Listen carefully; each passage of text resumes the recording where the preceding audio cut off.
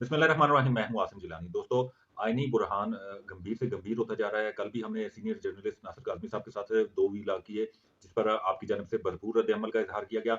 आज भी एक बड़ा अहम इश्यू है कि आज चीफ इलेक्शन कमिश्नर ने अटॉर्नी जनरल और दीगर जो आईनी माहिरीन थे, उनको इलेक्शन कमीशन ऑफिस में तलब किया था, ताकि उनसे राय ली जाए कि सदर ममलकत ने जो 9 अप्रैल को पंजाब और केपीके में जनरल इलेक्शन कराने की तारीख दी है, उस पर मशावरत की जाए। दोस्तों, इलेक्शन कमीशन तो कोई हतमी फैसला ना कर सका था। हम सुप्रीम कोर्ट ने पंजाब और खैबर पख्तूनख्वा असम्बलियाँ तहलील होने के बाद ना देने पर आज खुद नोटिस ले लिया है और इस पर 23 फरवरी को दिन 2 बजे आज खुद नोटिस की समाअत होगी।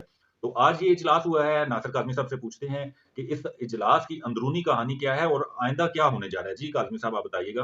बिस्मिल्लाहिर्रहमानिर्रहीम। अस्सलाम वालेकुम जिलानी साहब। ये एक बहुत ही बड़ा मुल्क में एक सियासी और आईनी बहरान पैदा हो चुका है काफ़ी अरसे से। जब इमरान खान ने पीटीआई की जानब से पीटीआई के जो चेयरमैन इमरान खान उन्होंने 2 सूबों में सूबाई असम्बलियाँ तोड़ दी। सूबा खैबर पख्तूनख्वा और सूबा पंजाब में। तो उसके बाद हुकूमत को जो इलेक्शन कमीशन है उसको 90 दिन के अंदर-अंदर इंतखाबात करवाने थे। अब ये जो दोनों सूबों में इलेक्शन के हवाले से तारीख जब दे दी है सदर ने, तो उसके बाद ये एक नई बहस चल पड़ी कि सदर जो है वो तारीख दे सकते हैं या नहीं दे सकते। तो इस पर जो इलेक्शन कमीशन था वो कन्फ्यूज़न का शिकार हुआ और उन्होंने जो मामला जो है वो हुकूमत पर डालने के लिए या आप जिस तरह कह सकते हैं आईनी माहिरीन पर डालने के लिए, इलेक्शन कमीशन ने अपने सर से एक मामला उतारने के लिए अटॉर्नी जनरल को भी लिखा और अटॉर्नी जनरल को भी उन्होंने बुलाया इस आज बुलाया मशावरत के उन्होंने। लिए आज और दीगर आईनी माहिरीन को भी बुलाया गया था।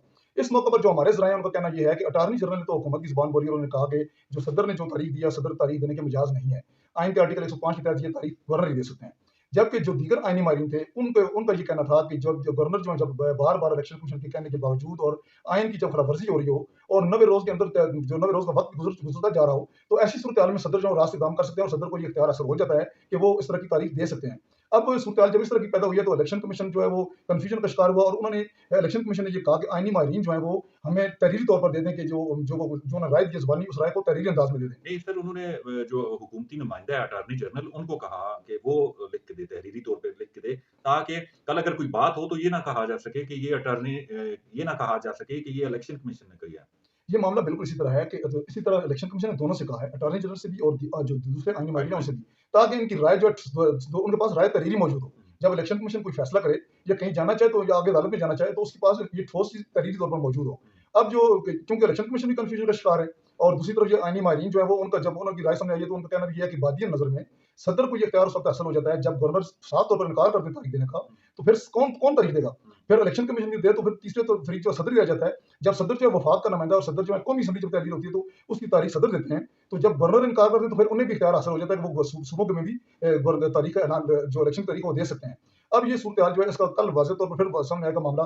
इलेक्शन कमीशन ने दोबारा इजलास बुलाया है और इलेक्शन कमीशन की ये कोशिश है कि ये मामला उनके सर से उतर कर वो हुकूमती नुमाइंदे पर चला जाए या वो आईनी माहिरीन पर चला जाए और ताकि इलेक्शन कमीशन जो है अपनी जान खलासी उड़ा सके। आज जैसा कि हमारी बात भी हुई यहाँ पे आपके सामने ही बात हुई, ये जो इलेक्शन कमीशन के हुकाम हैं कुछ, उनसे बात हुई तो वो तो कह रहे हैं कि सदर ये कर सकता है, लेकिन चीफ इलेक्शन कमिश्नर ये मानने को तैयार नहीं कि सदर तारीख नहीं दे सकता।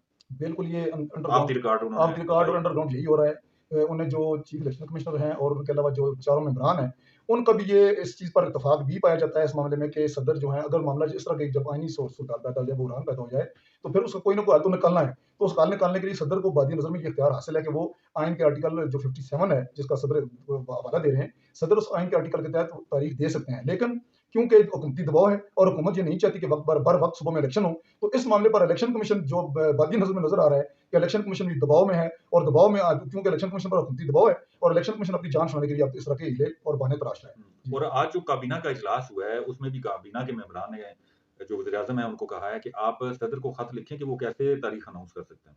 जी, बिल्कुल, ये तो अब सूरत-हाल ही बन रही है कि जब देखें कि सदर जो है वो बैठे हुए हैं, सदर हाउस में बैठे हुए हैं, तो सदर के पास भी कुछ इख्तियारात हैं। आइन ने उनको इख्तियारात दिए हैं, वो सिर्फ़ कठपुतली तो नहीं है, वो जो अलामती उनका ओहदा नहीं है। बाज़ मामलात ऐसे हैं कि जिसमें सदर को आखिरी वक़्त में इख्तियार हासिल है और उनमें इलेक्शन भी एक आम चीज़ है।